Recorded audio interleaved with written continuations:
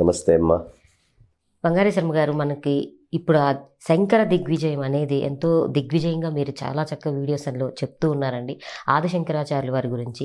మరి ఆదిశంకరాచార్యుల వారికి ఆ వ్యాసుల వారు ఆజ్ఞ అనేది ఇచ్చారు, భారతదేశంలో ఉన్న మతాల మధ్య గొడవల గురించి, వాటిని ఐక్యత గురించి అనేది వారికి ఉపదేశించారు అని చెప్పారు. ఆ తర్వాత ఏం జరిగింది అనేది మీ మాటల్లో. చాలా చక్కటి ఘట్టం, నిన్న రసవత్తరమైనటువంటి ఘట్టం.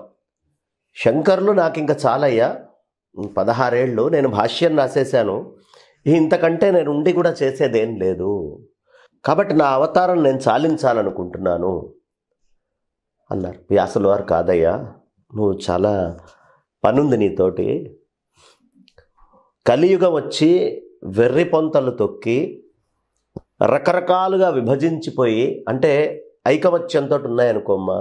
ఇప్పుడు తమిళనాడు, ఆంధ్రప్రదేశ్, కేరళ, ఉత్తరప్రదేశ్, ఉత్తరాఖండ్, అస్సాము, కలకత్తా, బెంగాలు, మహారాష్ట్ర, గుజరాత్, రాజస్థాను, ఇట్లా మొత్తం చక్కగా మధ్యప్రదేశ్ అన్నీ కలిసి ఉన్నాయనుకోమ్మా. భారతదేశం పటిష్టంగా ఉంటుంది. మీరు వేరు, మేం వేరు, అది వేరు, మా ఆచారం వేరు, మీకు మాకు అసలు కుదరదు అని ఎవరికి వాళ్ళు విభజించుకొని విడివిడి చేసుకుంటే ఆటోమేటిక్గా దేశం బలహీనమవుతుంది. ధర్మం కూడా అంతే. ఎక్కడికక్కడ విచ్ఛిన్నం చేసుకొని పాయలు పాయలు చేసుకొని కనుక మనం వెళ్ళాము అంటే ఈ ధర్మం విచ్ఛిన్నం అవుతుంది. మనలో మనకి విద్వేషాలు కనుక వచ్చినాయంటే మనం కొట్టుకుంటాం. ఇప్పుడు బ్రిటిష్ వాళ్ళు మన దగ్గరికి ఎట్లా వచ్చారు? అవునండి, మధ్యలో వాళ్ళు వచ్చారు, మన వాళ్ళే వెళ్ళి సహాయం చేసి మన వాడిని కొట్టించారు. ఎందుకు కొట్టించాల్సి వచ్చింది? వీడికి ఉన్న విద్వేషం. దేశం ఏమైపోతుంది, తర్వాత ప్రజలు ఏమవుతారు అనే ఆలోచన లేదు. అలాగే ధర్మం కూడా ముక్కలు అయిపోయింది. శైవం, వైష్ణవం, ఇట్లా ఇంకా కొన్ని మతాలు ఉన్నాయి. చార్వాకం అంటే పూర్తి నాస్తికం వేద నిందక. అసలు వేదం అసత్యము, దేవుడు అనేవాడు లేడు అని చెప్పి వాళ్ళు మాట్లాడుతూ ఉంటారు.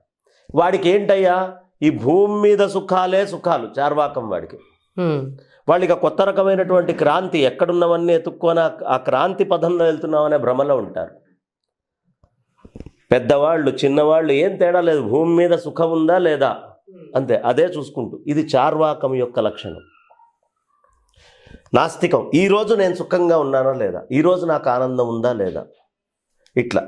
అంటే దేవుణ్ణి నమ్మకపోవటం కాదా అండి నాస్తికం అంటే? నాస్తికం అంటే దేవుణ్ణి నమ్మకపోవడం కంటే కూడా నాస్తికో వేద నిందక అని వేదాన్ని నిందించేవాడల్లా నాస్తికుడే. వేదానికి నేను 2వ స్థానం ఇస్తానండి. ఈ మధ్య కొత్తగా మా భాషలో మేము గుజరాతీలో వేదం చెప్పుకున్నాం, లేదు మరాఠీలో వేదం చెప్పుకున్నాం, లేదు ఇంకొక అరవ భాషలో వేదం చెప్పుకున్నాం, మాకు ఆ వేదమే ప్రధానము. ఈ 2వ వేదం ఏదైతే అసలు ముందు ప్రధానమైన వేదం మాకు 2వది అవుతుంది అంటే వాడు వేద నిందకుడే. నాస్తికో వేద నిందక, వాళ్ళు నాస్తికుల కింద లెక్క. కాబట్టి వాడికి పునర్జన్మ ఉన్నది అనేది వాడికి ఉండదు. వాడు భూమి మీద నాకు కనిపించేటంత మటుకే నిజం, అవే సత్యాలు, నాకు కనిపించందంతా అసత్యం, నేను నమ్మను అని అనుకుంటారు. ఇట్లా రకరకాలైనటువంటి విచిత్రమైనటువంటి ఆలోచనలు నడుస్తూ ఉన్నాయి భూమి మీద. అప్పటి పరిస్థితుల్లో మీరు దీని మీద అన్నిటి మీద విజయం సాధించాలి. నిన్న మనం చెప్పుకుంటూ పోయాం, ఎలా తయారైపోతారయ్యా అంటే, ఏమండి, కళ్యాణం బొట్టు మనం ఇట్లా కొంచెం పైకి పెట్టుకుంటాం, ఇక్కడి నుంచి ఇక్కడికి బొట్టు పెట్టుకుంటాం, కళ్యాణం బొట్టు. ఆ కళ్యాణం బొట్టు చూసి మీరు మొదటి నుంచి ఇంతే కదా పెట్టుకుండేది, మీరంతా వైష్ణవులే అంటాడు వాడు. ఎలా కుదురుతుంది? అరే, సంప్రదాయంలో ఊర్ధ్వపుండ్రము ఉంది, ఇంకో పుండ్రము ఉంది. నువ్వు విష్ణువుకి ప్రాధాన్యత ఇస్తావు, శివుణ్ణి తిడతావు, మిగతావన్నీ తక్కువని కాదు. విష్ణు స్వరూపంగా భావిస్తే అప్పుడు నువ్వు వైష్ణవుడివి, శివస్వరూపంగా భావిస్తే శైవుడివి. కానీ అంతా ఒకటే, విద్వేషం ఉండకూడదు. శంకరాచార్యుల వారు అందుకనే పంచాయతనము అనేది ముందు స్థాపన చేశారు. అంటే వివరిస్తారా? పంచాయతనము అంటే మన ప్రతి ఇంట్లోనూ సాలగ్రామం విష్ణుమూర్తి స్వరూపంగా, తర్వాత మన స్వర్ణముఖి నదిలో ఒక అద్భుతమైన శిల దొరుకుతుంది, బంగారంలాగా, ఇట్లా అబ్రకంలాగా మెరిసిపోతూ ఉంటుంది, వెండిలో బంగారంలాగా. దాన్ని స్వర్ణముఖి అంటారు. అది అంబిక, అమ్మవారికి గుర్తు. అలాగే స్ఫటికముతోటి సూర్యనారాయణమూర్తిది ఉంటుంది, అది ప్రతి వాళ్ళ ఇంట్లో ఉండాలి. ఇవేవి రూపం ఉండదమ్మా దేనికి. పగడముతోటి ఉండేటటువంటిది గణపతి, పగడంలాగా ఉంటుంది అచ్చం గణపతి.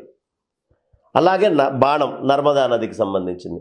గండకీ నది సాలగ్రామాలు తీసుకొచ్చుకొని ఈ మొత్తము 5 చోట్ల నుంచి 5 రకాలైనటువంటి 5 నదుల్లో వస్తువుల్ని తెచ్చి ఇంట్లో పెట్టుకొని 5గురికి పూజ చేయి. అంటే గణపతికి చెయ్యి, సూర్యనారాయణమూర్తికి చెయ్యి, అమ్మవారికి చెయ్యి, విష్ణువుకి, శివుడికి, 5గురికి చెయ్యి. ఈ 5గురిలో నీకు ఒకళ్ళు ఇష్టం ఉంటారు కదా, ఆ ఇష్టం ఉన్నటువంటి వాళ్ళని సెంటర్లో పెట్టుకో. సో అల్టిమేట్గా నువ్వు నీ కోరిక తీరుతుంది. చుట్టూతా పరివార దేవతలుగా వాళ్ళని ఉంచుకో. నీకు విష్ణువు ఇష్టమా, మధ్యలో సాలగ్రామం పెట్టు. నీకు శివుడి ఇష్టమా, మధ్యలో నర్మదా బాణాన్ని పెట్టు. లేదు గణపతి ఇష్టమా, మధ్యలో ఆ గణపతిని తీసుకొని వెళ్ళి పెట్టు. లేదు అమ్మవారి ఇష్టమా, అంబికను తీసుకెళ్ళి పెట్టు. అలా ఈ 5 పెట్టి ప్రతినిత్యము పూజ చేసుకోవడం ఏదైతే ఉందో దాన్ని పంచాయతనం అంటారు. పంచ అంటే 5. కాబట్టి ఈ పంచాయతన దేవతలు ఎవరున్నారో వీళ్ళని కొలవండి అయ్యా. ఒకళ్ళు ఎక్కువ ఒకళ్ళు తక్కువ అనేటటువంటి భ్రమ మాత్రం లోపల నుంచి పూర్తిగా తీసేసేయండి. విద్వేషాలను తగ్గించడానికి చేశారు, తగ్గించుకోండి. కాబట్టి ఏదో బొట్టు కొంచెం ఇట్లా పెట్టాడు కాబట్టి నువ్వు వైష్ణవుడు అని చెప్పేయటం. పూర్వం మీకు జీయర్లే ఆచార్యులు ఉండేవారు అని వాళ్ళు అంటారు. లేదు పూర్వం మొదటి నుంచి కూడా మీకు శైవానికి సంబంధించినటువంటి వాళ్ళే అని ఒకళ్ళు చెప్తారు. అబ్బాయి అంతా అమ్మవారిదండి, మొదటి నుంచి మా పద్ధతి అంతే అని చెప్పేవాళ్ళు ఉంటారు. ఉండనియండి, నష్టం లేదు.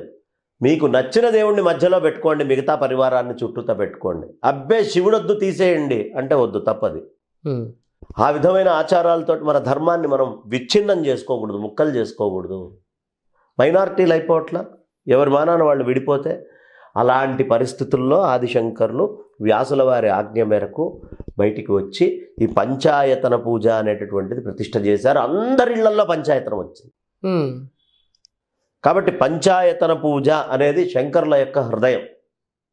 ఈ 5 ఏది పట్టుకున్నా ఈ 5 నిర్గుణ నిరాకార తత్వానికి మూలం. అది నువ్వు అభేదం. ఈ విషయం ఆదిశంకర్లు చెప్తారు. కాబట్టి చక్కగా ఆదిశంకరాచార్యులు వారు చెప్పినటువంటి ఈ పంచాయతన పూజని ఆరంభం చేసుకొని ఇక వ్యాసుల వారికి సాష్టాంగం చేశారు, శిష్యులతోటి కలిశారు, మెల్లిగా రావడం మొదలుపెట్టారు. అలా బయలుదేరి ఎక్కడికి వెళ్తున్నారయ్యా అంటే మొట్టమొదట వాదన చేయాల్సింది కర్మ బాగా బలీయమైంది అని, వేదంలోనే బాగా బలీయమైనటువంటి దాన్ని నువ్వు ముందు గట్టిగా పొడిచి పట్టు అన్నారు. ఎక్కడికి వెళ్ళాలండి అంటే ఇక మొదలైంది అక్కడి నుంచి. కుమారుల భట్టు అని ఓ మహాపండితుడు ఉన్నాడయ్యా, ఆయన జైమిని యొక్క సిద్ధాంతాలని మొత్తాన్ని రాశారు. నువ్వు దాన్ని ఖండించి అక్కడ ఏది ధర్మమో దాన్ని నువ్వు ప్రతిష్ఠ చెయ్యి.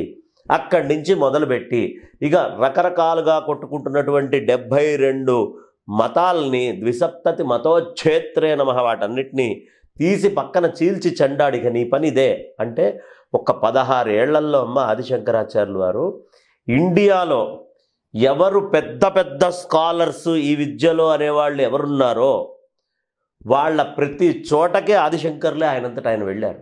72 మతాలు ఉన్నాయా అండి అప్పట్లో? 72 అవైదిక మతాలు, అంటే ఇటు నాస్తికాలని, పాషండ మతాలు, కొన్ని అన్ని రకరకాలైనటువంటి మతాలు 72. వీళ్ళందరినీ ఖండించాలి అనే ఉద్దేశంతో ఇక శంకరాచార్యులు వారు ప్రయాణమై మొట్టమొదటగా ప్రయాగ క్షేత్రానికి వచ్చారు. ప్రకృష్టమైనటువంటి అనేక యాగాలు జరిగినటువంటి ప్రదేశమే ప్రయాగ. ఒక యాగం 2 యాగాలు కాదు, కొన్ని 100ల యాగాలు, కొన్ని 100ల యాగాలు అక్కడ జరిగినాయి. అందుకనే దాన్ని ప్రయాగ అన్నారు. శంకరాచార్యుల వారు కాశీ పంచకంలో కూడా కాశీక్షేత్రం శరీరం త్రిభువన జనని వ్యాపిని జ్ఞానగంగా భక్తి శ్రద్ధా గయేయం నిజగురు చరణయ ధ్యానయోగ ప్రయాగ.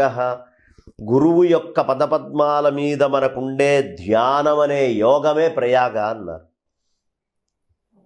వ్యాసుల వారి యొక్క లక్ష్యం తెలుసు కాబట్టి అక్కడి నుంచి ప్రత్యక్షం ప్రయాగకు వచ్చారు.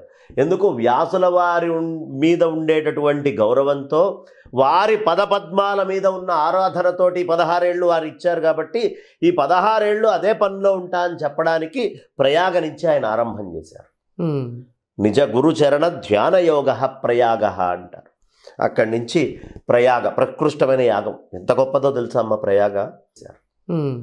అక్కడే భరతుడికి భరద్వాజ మహర్షి ప్రత్యేకమైనటువంటి విందు రామాయణంలో ఇచ్చినటువంటి ప్రదేశం అది ప్రయాగ. అలాంటి ప్రయాగకు వచ్చి ఏం చేశారు, రేపటి రోజున ఈ కుమారుల భట్టుని కలిశారు. ఆ కుమారుల భట్టునంటే కలవడం కంటే ముందే ఉతంకుడు అనేటటువంటి ఒక భక్తుడిని ఎట్లా దిద్దారు, ఈ విషయాలన్నీ కూడా రేపటి రోజున చెప్పుకుందాం అమ్మ. చాలా చక్కగా తెలియజేశారండి. ధన్యవాదాలు అమ్మ.